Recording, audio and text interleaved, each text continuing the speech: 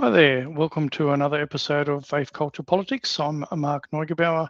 I'm catching up with a guest who's been on the podcast quite a few times before, Angela Rojas, just to go through her most current deputation in regards to explicit books, children's books in libraries and other places, and she'll elaborate a bit further on that.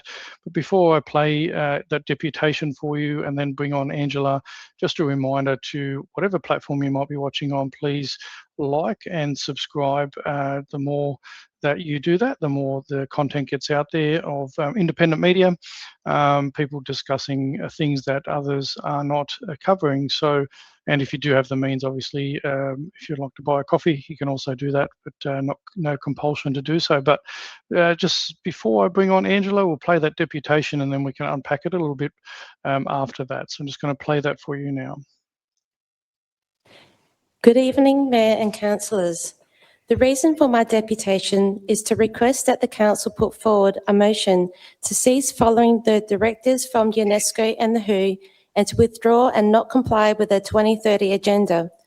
I cannot support the advice and recommendations of UNESCO and the WHO because it is inconsistent with the protective laws of Australia and based on unsatisfactory premises and challengeable research on comprehensive sexuality education, which is a part of Agenda 2030. The material obtained for the basis of UNESCO and the WHO is recognised as being drawn from the Kinsey Institute.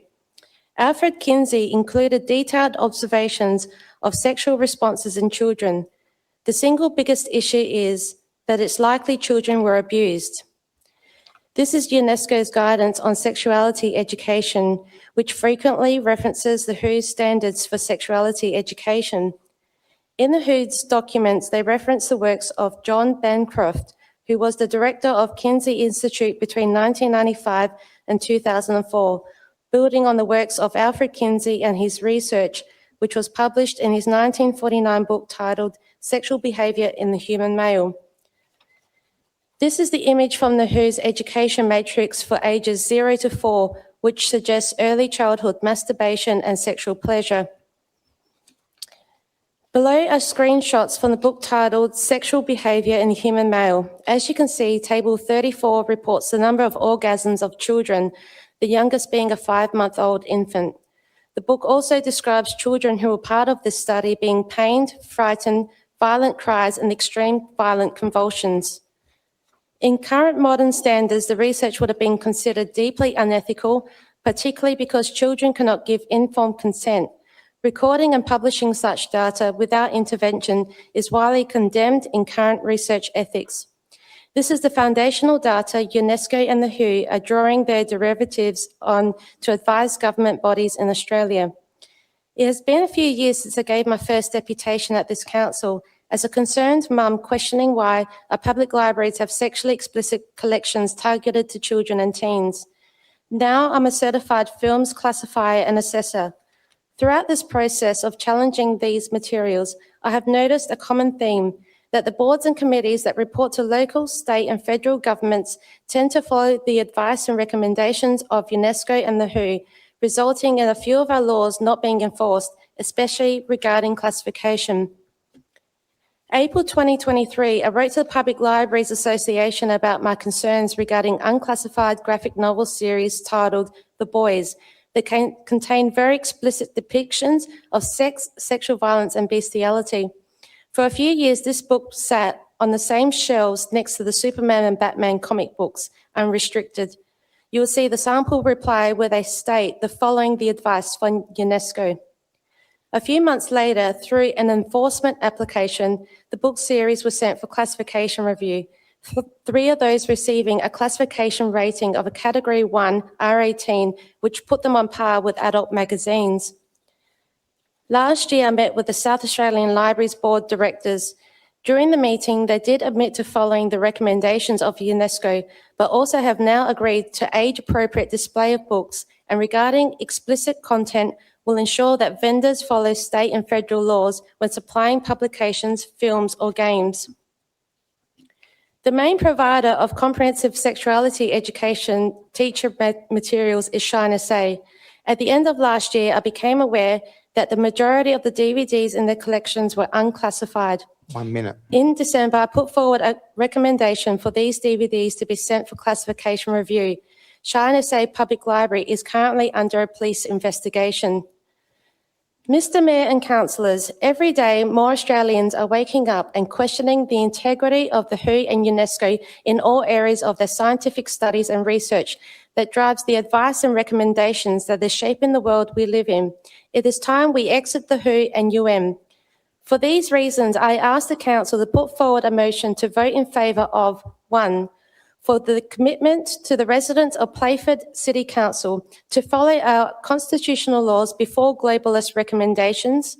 2, to stop uncritically accepting the advice and recommendations of UNESCO and the WHO. And 3, to withdraw and not comply with Agenda 2030. Thank you. Thank you. You've got 3 seconds, but I think you've done very well. Well done. There we go. Excellent. Thank you, Ms. Rojas. Are there any questions for Ms. Rojas? Councillor Craig. Yeah, thanks, Angela, for your presentation. It's a shame that your slides weren't actually visible while you were talking. I was using my notes. We didn't get to see that, but sorry. maybe we could get more information later. I did approve the deputation with the slides, so we can make sure that you get those. They were that'd approved, be so helpful. Can you relate how this relates to Playford? Coming to us, it sounds like a global thing, but why does it impact Playford, and why are you talking to this community? Yeah, sure. Maybe you could tell us about that. There are 2 things I've noticed. Firstly, about a week ago, I became aware that there's an organisation called In Your Skin, and they listed Playford City Council as a partner. Now, In Your Skin teach comprehensive sexuality education, and I did receive a response from there last week in regards to this. March 2022, they provided, the council provided an information session, a community session, but back then it wasn't really an explicit program. In Your Skin is probably a bit more explicit in how they change things, and I've been notified that the City of Playford Council is no longer a partner, so they've requested to remove their logo off and not list them as a website. But the other issue is Shine SA have 2 locations, one of those being in Davern Park. And the way it came about, knowing about these unclassified DVDs, I was contacted by a mum who has membership to Shine SA Public Library, and she has a son that has a disability. And when she couldn't see the classification ratings on the front covers, she couldn't make an informed choice. And when she asked the librarian about this, the librarian said, well, it's because it's got educational merit that it needs to be classified. Now, under the national laws classification scheme, there is exemptions for classification on educational merit, but there's no exemption for classification on videos and games if they're likely to be M-rated and above. And there's also, in the South Australian scheme, there are offences for the sale, including hire, lend and borrow, of classifiable content, and that was confirmed with my correspondence with the Attorney General. So currently, Shine SA is under police investigation. With them being under police investigation with their public library, and that's not just to schools, also to the general public, should they be allowed to operate their public library while they're being investigated as well? So that's why is it relevant? Well, we have community events and we have organisations within Playford Council. thank you for that answer. Are there any other questions? Councillor Kerrison. Yeah, thank you, Angela, for the presentation. I think for me tonight, I need a lot more information before I can probably move forward. Is there anything else you can give me as far as that's one impact. Is there any other impacts you think that the UN or the WHO, are you aware that there's any other memberships or links in any nature that we should be aware of? I think there's a lot of people, and I'd need to come back with more information that would be more relevant, but a lot of people have concerns around, the 15-minute cities and, and those sorts of research and things like that support those sorts of things, because we already are a smart city, but the 15-minute cities and there's other issues and things. I mean, my area has been more on classification, and my concern is around education, especially around content. But the fact that, just the classification laws themselves have been overlooked because they're blindly following the WHO and UNESCO without knowing the basis of their research. This is the chart. So I didn't realise the deputations weren't being handed out, so I didn't scroll down. I thought they would be handed out. So these are.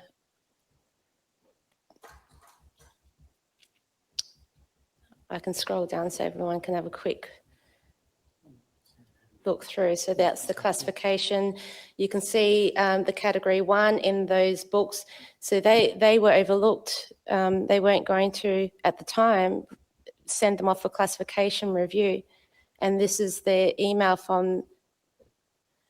that I received from the China Say investigation. So, I think there is some merit there when it comes to, as a resident of Playford City Council, I would like to have reassurance to know that the committees and boards are following our laws before a globalist agenda. And that should be fair enough. Are there any other questions? Councillor Marsh.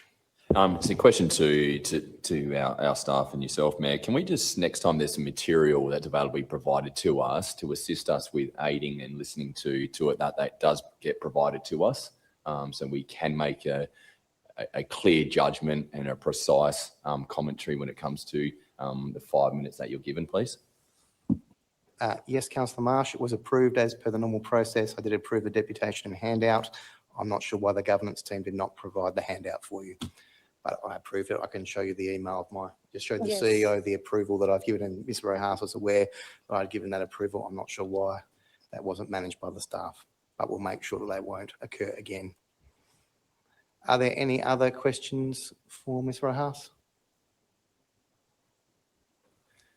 No, if not, thank you very much for your presentation this evening. There we go. Just out of interest, Angela, hello, welcome. And I'm just going to show people, this is obviously if people put Angela Rojas into Rumble, you'll be able to find other podcasts and discussions that she's had with others in relation to what she's going to be talking further into as well now. So on Rumble, there's a bit of information there, and even YouTube. If people aren't on Rumble, they can go to YouTube and find conversations with Angela as well there to find out a little bit more about her. So welcome again, Angela, to Faith Culture Politics to talk about this very, very important topic that you're engaged in.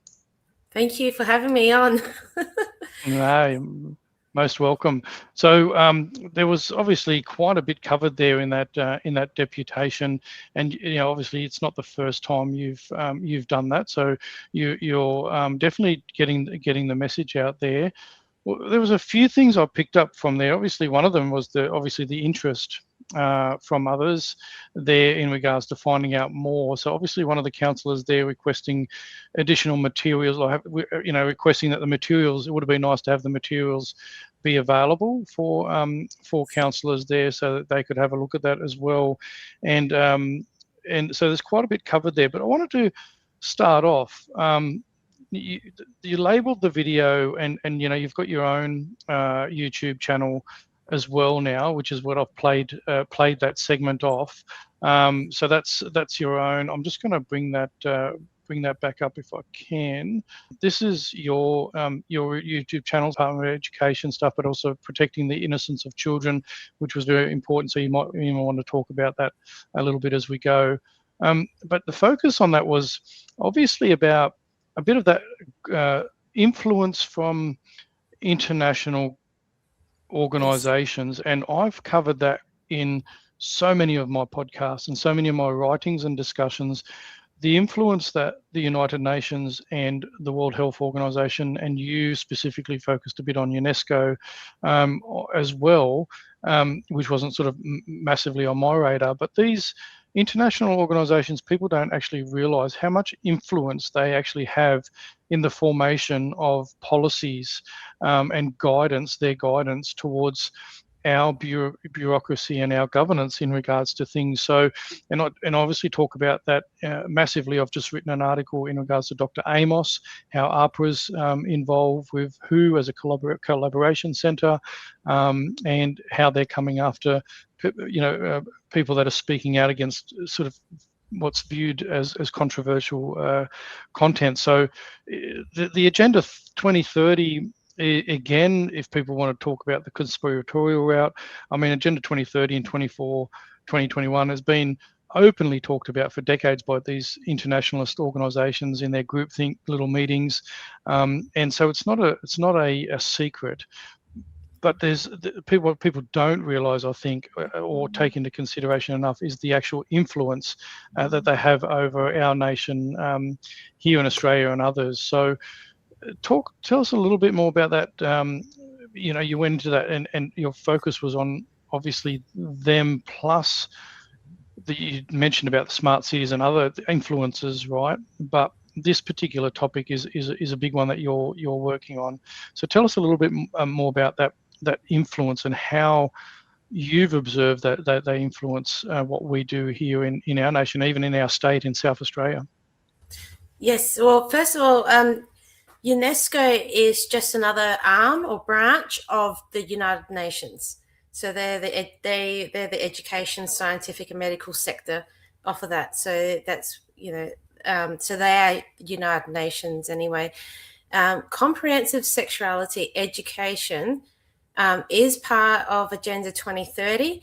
So the difference between comprehensive sexuality education and what you would call the birds and the bees is that comprehensive sexuality education is rooted in teaching children around consent, which sounds nice and fun, but in order for them to teach consent, they also must teach about sexual pleasure. And pretty much in Australia, they call it the respectful relationships education. It's full of the comprehensive sexuality and rooted in that comprehensive sexuality education. And it states in the Australian document that in order to teach consent, they must teach sexual pleasure and how to be a good lover, in those words. Also, the other part of it is the Keeping Safe Schools child protection curriculum. Now, that sounds really nice, but that's also rooted in the comprehensive sexuality education. And just recently, it's now recommended, and it says on their website, for ages birth to year 12. So it's going into early childhood. And it's probably the consensual part would be very soft, talking about body consent and, and things like that. And it starts really soft and it slowly builds up. But it's not just about sexual consent and sexual pleasure. It goes into the whole LGBTQIA plus agenda as well.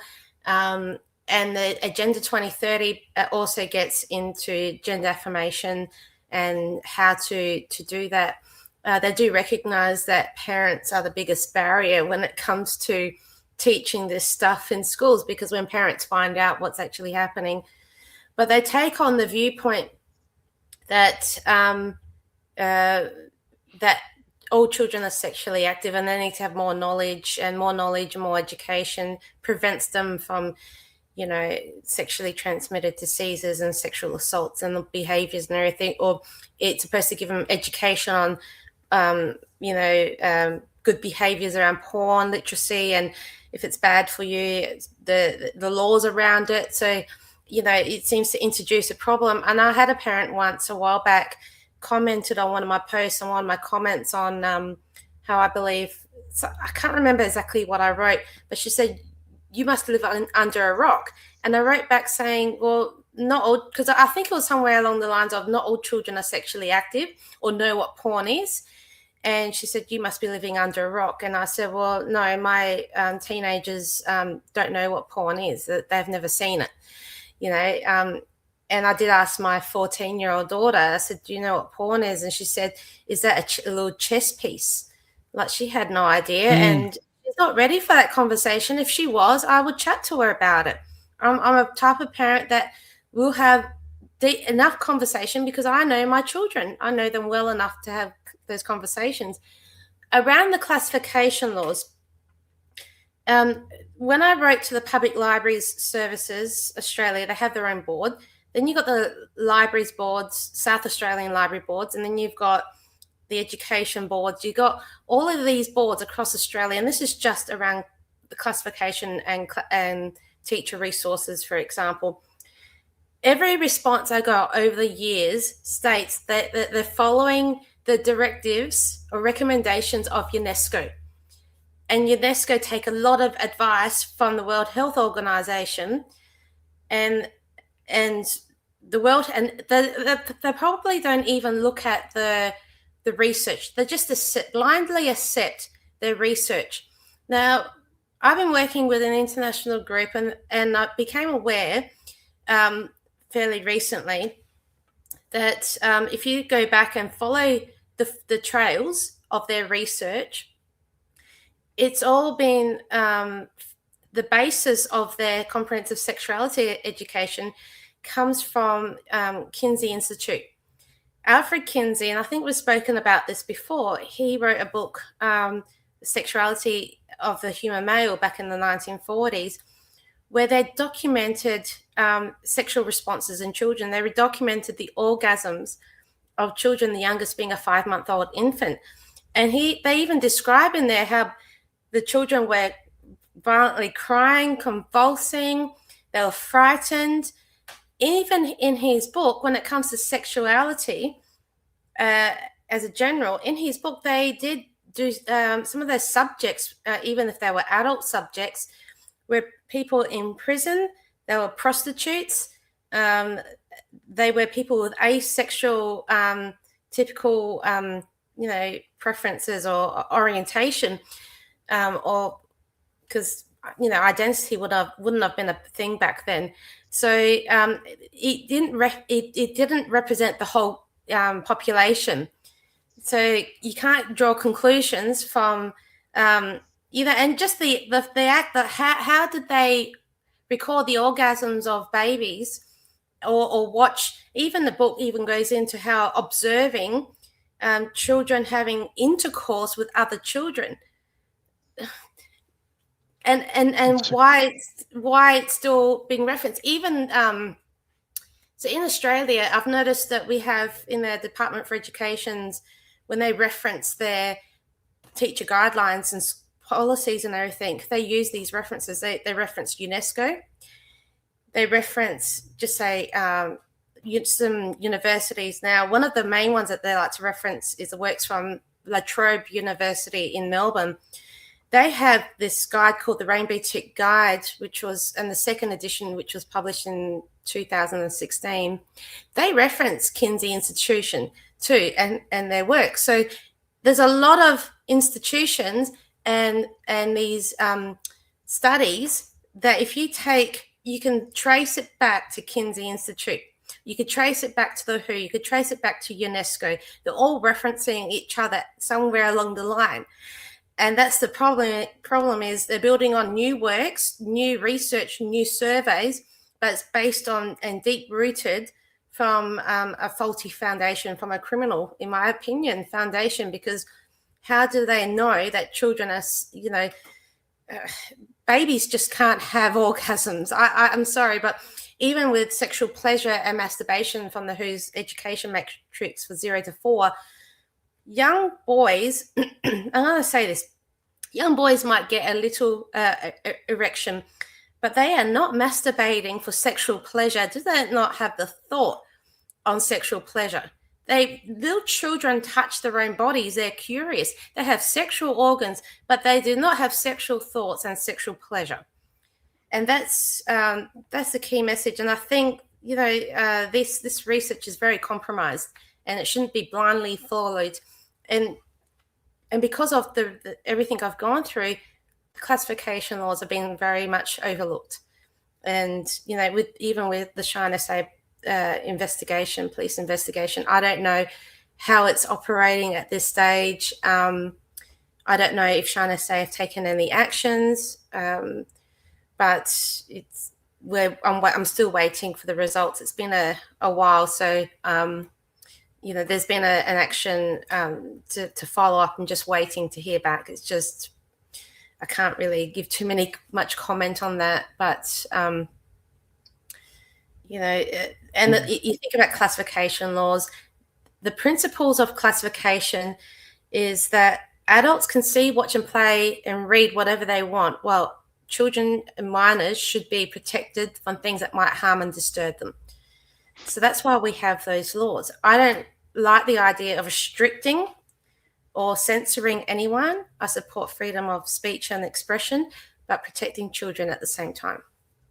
Yeah, 100%. And I think a lot of what you were just saying there, it's almost like there's a plan to desensitize society to accept that, this view that kids are sexual beings from a young age and all that, and talking about this is that desensitization, rather than having those conversations about, like that, that it's normal for kids to access porn and all these sorts of things. Well, it's not. And normalization as well. This is that whole normalization. So desensitization and normalization to accept more and more things that undermine the protection of children, and frame it all up in this nice little bubble that they like to create. So Yes. They call it modernizing. They're modernizing. That's what they're calling it. That's the wording that they're using. Yeah, well, it undermines child protections at the end of the day.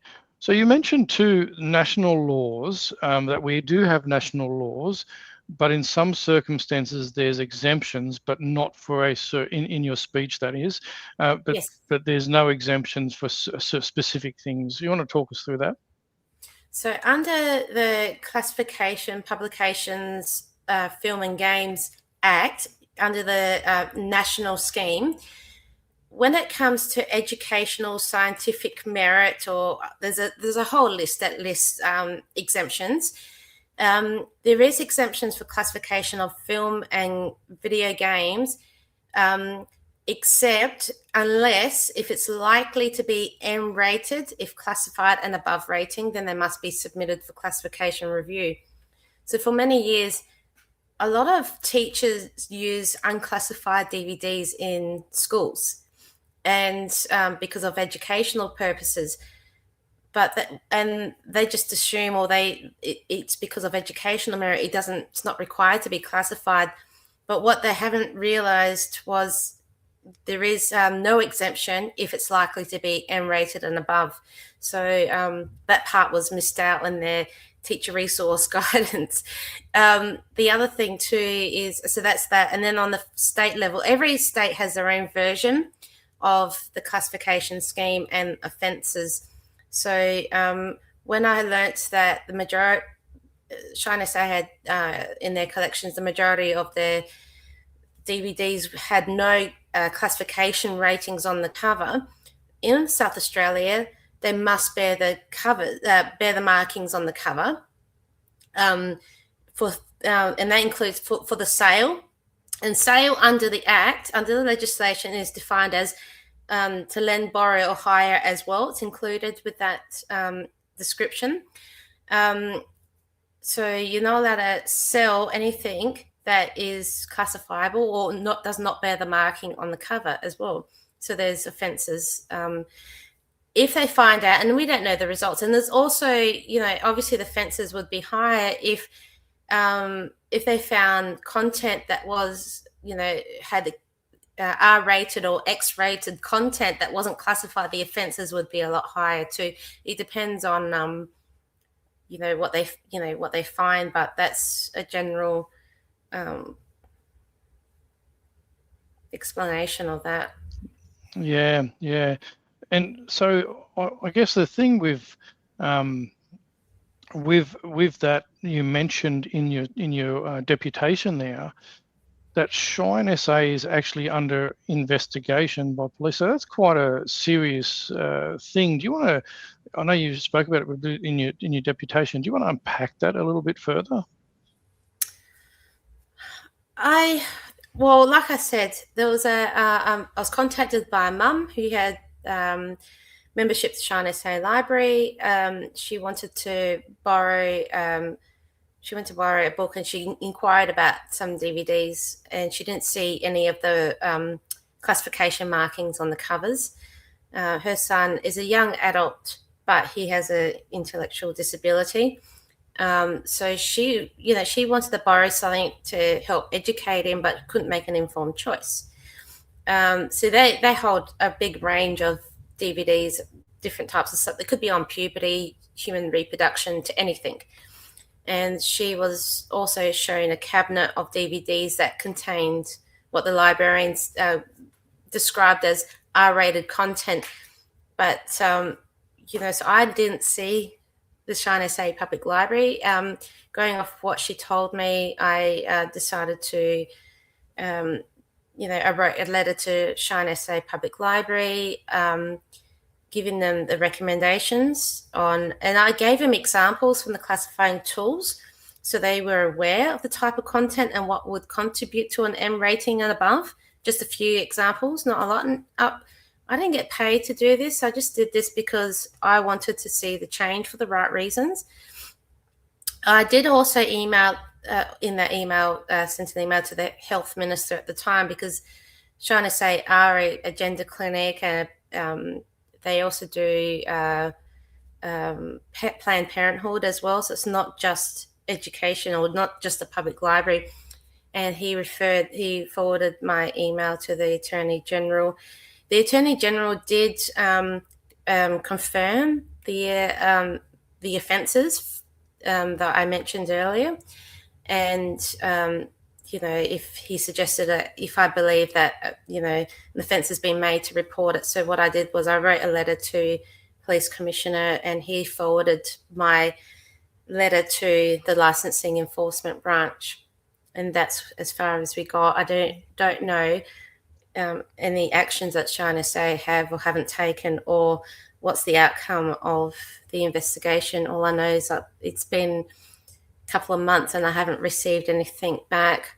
I did call the officer in charge who was giving me a little bit of correspondence or did notify me of the investigation, and he would not give any further comments. He said it's gone above his pay grade. So whatever that means, I don't know. I have to patiently wait. I'm not going to make any assumptions. In all fairness, up until recently, no one knew, no one really looked at the classification laws. No one ever looked into the libraries. Everything was running quite smoothly. So I think this was like a new thing for the police to even look into because, it's supposed to be educational materials targeted to children. It's not, I'm not going to make any assumptions, but I can understand that, that maybe they could have overlooked certain things, but the laws, the materials have changed over the years. They had sex instruction books years ago, but not as explicit as what they have. And when I call sex instruction, I'm talking about sex education, but everything's a lot more explicit than what it was years ago. Oh yeah, we've seen some of those things. That's right. Some of the content that you've shared in some of your videos before, and that is horrific. And other people like Bernard Gaynor, who's pushing back on a lot of this stuff, and others have demonstrated books and the kind of content that's available to young children. So I guess there's a couple of things to take away from there. Is the acknowledgement of your correspondence, which is good because obviously there is some action there. So, we've experienced obviously through COVID years, there's a lot of stonewalling, there's a lot of, obfuscation and all that, but it sounds like, emails were sent and then they were passed on to relevant others to follow up. So, but at the moment now, it's been a couple of months since you've been able to hear back. So I guess at some stage it'll get to a point where you may seek to follow up or look what's going on there in regards to that investigation. But obviously an acknowledgement in regards to the investigation is a good thing in your mind, because it all comes down to the protection and safety of kids and the type of content they're exposed to. There's a reason why we do have classification. There's a reason why we say children at a certain ages shouldn't see R-rated material or shouldn't see M-rated material. There's a reason, because adults have decided that there's a limit to what kids should see at certain ages, and for kids to be able to have access to this sort of explicit sexual education content that's not age appropriate is it's astounding. And I mean, well done for you, because you've found this very obviously it's really touched you. You've been working on this for a couple of years, because I know that I got to know you through discussions with Guardian's SA. You got involved with the content being taught at schools and that. So you've been at this for a number of years. We've communicated a few times. So are you as much as you've discovered some of this content that's available, are you pleased with what you've been able to achieve so far and what's progressing, and are you determined to follow this through to its ultimate end? Absolutely, I will follow this through. I think the response that I got from after the deputation, or for what you can see from the questioning, is the councillors there are open to receiving more information, and that door's been open for communication. With the library board directors, I've sat down with them in the past. We've sat and we've had conversations in the past, and they've taken on my recommendations. So there has been progress there. The South Australian Libraries Board are considering a young adult section, and that's massive, to separate books for older teens and younger teens, especially around the M equivalent content, which, they wouldn't put the content warnings, but they will ensure also that the vendors send publications, film and games for classification if they are explicit. So they will follow the laws, or ensure that vendors follow those classification laws, which was something that was overlooked. So it's a slow progress in the right direction, and to have open communication both ways works really well. I mean, we just have to keep going and make, just communicating it. I know there's other issues around Agenda 2030. So I did mention when the council asked me other issues, I wasn't really prepared for that question. But in regards to what council control, the first thing I thought of was the smart cities or the 15-minute cities. And I don't have a lot of information at the moment off the top of my head to talk about all those, but I do know it concerns a lot of people. So, with anything that council could have any involvement on around Agenda 2030, I think they would be quite interested to have that information and start communicating, because I think there is a general interest for change. And generally speaking, when you speak to a lot of people, a lot of Australians, South Australians know what Agenda 2030 is, or they have some idea of the types of, anything from you'll be happy and you own nothing can be happy to, all those sorts of things. But there's some people that have a lot more knowledge in different areas, in regards to health decisions, whatever it is. Mine has been more focused on the education side of it and the classification, but other people have more, expert opinions or advice, whether if it's climate change or whatever it is. Some people have more more knowledge than what I do, but they're open to it. That's the main thing. Yeah, from what I see from you and observing, obviously, what the work that you've been doing is that I see that you stay in your lane quite a bit, and I think some of the successes that you've had and some of the progress you're making is because you see something that you're really passionate about, and you're staying in your lane. And that's, I think, really, really important for anybody that's watching, that's potentially, looking at whether it's the climate change agenda that you're talking about, whether it is the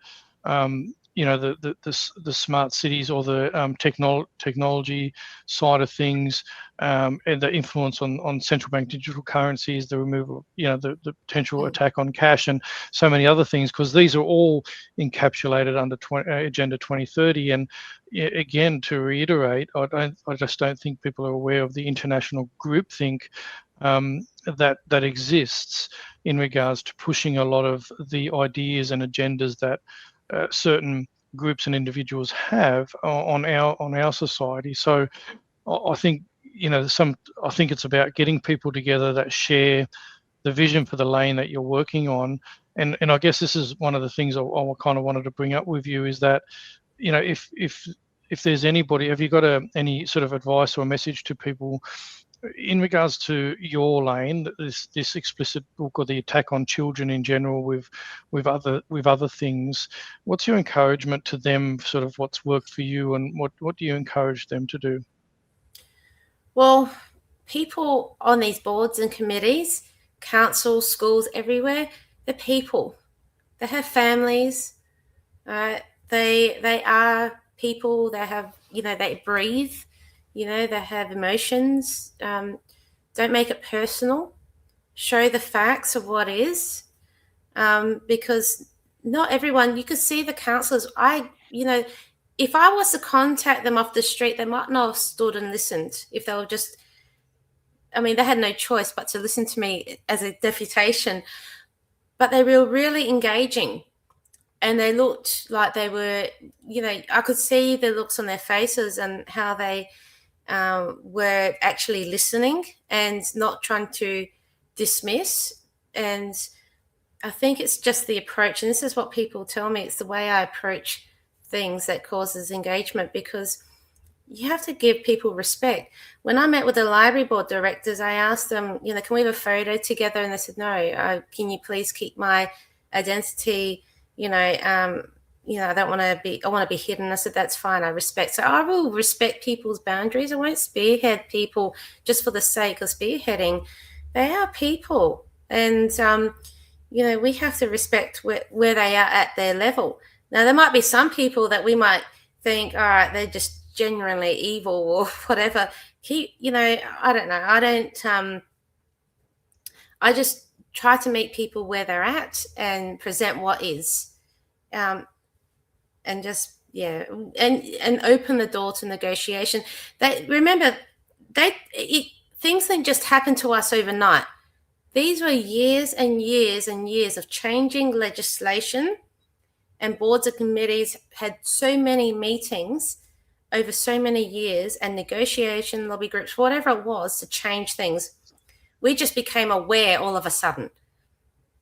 As long as, we can get very angry and frustrated so easily and so quickly. And I get it. I'm angry when I see some of the content, and, especially as a mum, and, especially when people get hurt, I get it. I get the anger. But, we need to stay in control of our emotions. We can speak confidently, but just, be aware of, who you're talking to, and be respectful. You don't have to put a camera in someone's face all the time. You can communicate effectively. That's what that's my approach. It seems to be working. But be your most authentic yourself, be authentic, and, be willing to sit down and talk. Because a lot of us are keyboard warriors out there, and that brings a lot of awareness, but I don't know how much progression it takes. Yeah. No, look, I agree. I 100%. I spend a lot of time online. I do a lot of research. Obviously, I do the podcasts and everything else. I do that quite a bit and consumed by that. But I've often said the changes need to happen on the ground.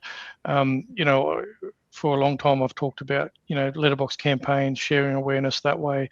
But what you're doing is you're actually you're actually taking it out there and having those conversations and in the capacity that you have and coming face to face with people to talk about, have these genuine conversations. And it's a bit of a skill to learn. And I guess, you know, you and I have talked about it. You weren't originally an extrovert. You're sort of more an introvert, but this topic and this issue concerned you enough to get out and have those conversations, you know. And what you explained there was almost that, and I'm aware, you know, we're both aware that you know, you're a Christian, and it's almost that Christian virtue of love your neighbor, you know, get out there and look past any of the flaws or any of those things. Because again, I was very critical over the last 4 or 5 years during the COVID era, and there was a lot of frustration and anger there.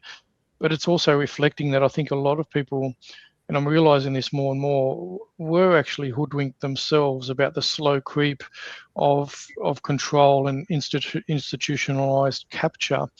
And so a lot of people that you'd be talking to, or that we've got to keep in mind when we're talking to them, were probably unaware of the type of influence from these international groupthink organizations that I was talking about over Australia. They probably weren't aware. You know, some people in very, very high positions, possibly, but I think the average bureaucrat, maybe even politician and Australian, isn't aware of that influence. So it's really about, I think, giving people that grace and walking beside them and trying to help them understand what's actually happening, and that there is some influence, and it's been done slowly, so slowly. And even we've seen just recently in regards to the LGBTIQ plus organisation ACON, how it had influence over the ABC and even the Australian Health Practitioner Regulation Agency, APRA, and that's now coming out in the news. So, you know, there's many institutions that were captured by some sort of ideological, you know, almost agenda, and I think there's more going to be unpacked. And I think people are starting to become aware and realize, because obviously now it's, you know, ABC's dropped ACON from that, and APRA's being questioned. So I think there is some change, and people are starting to share stories and talk about it. So does that comfort you in that regard? Yes, yeah, definitely. I think, there are people who generally think they're doing, educating, just say, children on these issues, and they think, or support the trans movement. They think it's for, for the right reasons, and they have a genuine heart where they're coming from. Unfortunately, if they understood the roots of it and how, let's say, puberty blockers, if they understood how social transitioning or puberty blockers actually work, and how it's actually, if they're, yelling at them might not wake them up to that. Sometimes you have to soften the blow, and they have to be willing to listen and accept what you're telling them to. Not everyone is made differently. So some people, that approach might work, but I find that, there was someone said to me, you can't, if you want to attract bees, you have to have something, you have to have nectar, that you have to have, you can't attract them with something that's, sweet, it has to be something sweet. Not a 2x4, not a 2x4 or a brick or a salt block or something like that. It's just like, no. So it's, I think we need to be mindful. We're not fighting people. As being a Christian, would say we're fighting powers and principalities. It's not people. Yeah, and I don't speak a lot, too much a lot on the faith, but I'm understanding this and learning how to navigate this myself, and growing as a person and in my faith because of this. And I have to keep following people. It might confuse my weakness for kindness. I don't think that's the case at all. And to be honest, I would not be able to go as far as I did without God in my life and directing my life and walking beside me. I'm doing this because it's God's will, not because it's mine alone. So people need to, I might be stubborn. I might try this in my own efforts, but there's absolutely no way I couldn't have gone as far. And I have to acknowledge him. I have to acknowledge that God is the one, helping me through this. It's not within my own strength. Amen. And I often say the same for myself and the work that I've been doing over the 4 or 5 years, and many others in our circles say the same. It's definitely a calling because we are up against a massive agenda and massive funding and an organisation, organised agenda for sure. So, what's your message then for people? So obviously, are you requiring sort of help and assistance?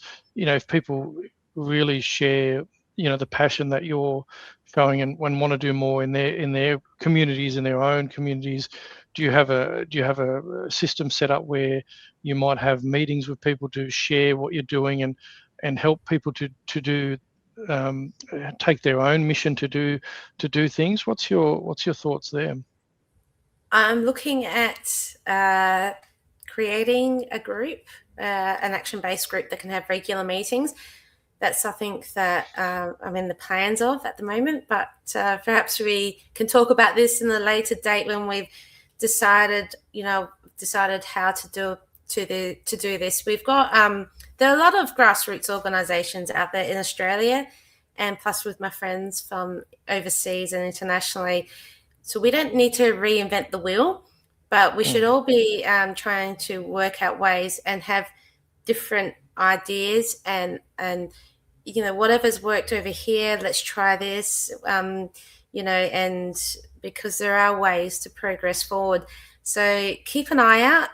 Perhaps later in the future, I can start announcing something like that, but I do want to start working not with just what I've been focusing on with schools and education and, library books and everything, but with other areas and try to come up with different groups and teams of people, so keep an eye out. Maybe we can announce that at a later date and come up with a plan. So I want to get some more information on how to go about this because I have no idea about running an organisation, but I'm been involved in one or a group. So I want to get some ideas and see who's willing to work with me, but we'll work it out because, we need to when we take actions, we have to be more intentional on how we approach, and we need to keep consistent. The thing is, the left is very organised and well funded. When they talk about sustainability, they're talking about money and funding. So, we need sustainability. We need ways to work together, and we need to overlook. And it's hard. Australia is different to other countries, but in some way, we're all experiencing the same issues as well. So, and there's so many different areas that we need to look at and different ways on approaching things. So, and there is a lot of organisations at the moment. So we need to try to collaborate and work out the same sort of approach, the same sort of, and supporting on a larger scale an actions, maybe multiple. Yeah, 100%. Look, you can't do everything on your own. It does revolve around coordination and cooperation and people working together. The momentum, there is a shift, there is momentum growing. I can definitely feel and see that. And you're doing amazing work there. And obviously happy to be involved to talk with you further about how that can evolve and how we can get others involved as well and share that with people going forward. So look, really just appreciate personally what you're doing in this space. Children are a gift from above, from God, and we're called to protect and care for them as much as possible. Obviously we live in a society where adults free, willing, consenting adults can pretty much do what they want, but we're called to protect kids. So and you're doing your part in that, so I thank you for that, and thank you for the update. Did you have anything else that you wanted to share before we kind of look at winding it up? Not really. I mean, just keep an eye out on the next steps are when I know what direction I want to go in with working with people. I do get people who contact me asking me for advice from time to time, and I'm happy to help out. But I think I need to work out more, ways. People do want to get involved, they just don't know how. And so I'm working out something to help people who do want to get more involved in different actions. Because the last thing I want is Angela 2.0s everywhere. But everyone to do things in their own way that feels the most authentic way. So, and empowering parents is the thing. I think parents allow government to be the parent, and we need to empower parents. Parents are too afraid to tell their children off, or to, someone said to me once around the, social media ban. They said, I'm glad that the government's putting in the social media ban, because that way I don't seem like the mean parent. And I'm thinking, well, you're a bit slack. I'm sorry, but to be judgmental, this is what I'm thinking. But, what type of parent are you if you can't enforce, good behaviors or good habits for your children? And it's, showing your children love isn't just hugs, kisses, and airy fairy rainbows. It's setting boundaries. It's setting a bit of discipline. It's yelling at them if they take their seatbelt off in the car. That's what tough love is. We don't have to be getting a stick and whacking them, because that's obviously abusive. But setting tough boundaries and disciplining your child. I'm going to put my teen on on contraceptive because they're sexually having sexual intercourse, and they're just going to do what they want regardless anyway. No, you don't have to. You can be more tougher and more stricter. You can guide them the right way. You can there are things that you can do that leads up to those sorts of things. You can be a parent. You can be tough. You can. We need to empower parents too. Take an interest in your children's life. Allow them to feel safe enough to talk with you. That's what we need to do. Stop just saying, "Oh, I can't do anything about it. What can I do?" That's just the way the world's going. But you stop making excuses and be a parent. Pull your socks up and do the work of a parent. Stop handing your authority over to the government. Yep, well said, 100%. Guide them in the way they should go comes to mind for sure. So yes, very powerful, and I think that's right.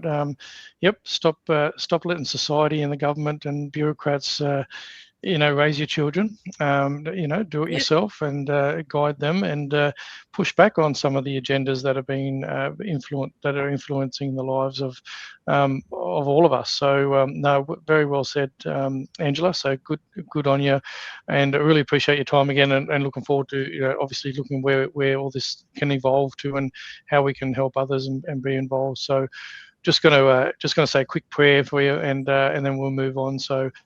Lord, Heavenly Father, I really thank you for Angela and the work she's doing, Lord. I thank you that you can be amongst us and continue to work in us, as Angela said, that we sometimes don't know how we're doing what we're doing, but through you all things are possible. So we really just thank you, Lord, for what you're doing, how you're moving in people's lives, and in particular Angela's, Lord, and really just pray that you continue to encourage her and strengthen her to continue doing the vital work that she's doing to protect young children in our community for all of us, and the work that she's doing. I hope that it grows, and that she builds a community around her that can also help in pushing back on what the agendas are to protect our children, Lord. So I do thank you, Lord, and I offer up this prayer in the name of your glorious Son, Jesus Christ, Lord. Amen. Amen. Yeah, thank you, Angela. I hope you have a blessed afternoon, and really appreciate your time as always. Look forward to catching up again. Thank you very much. Thank you.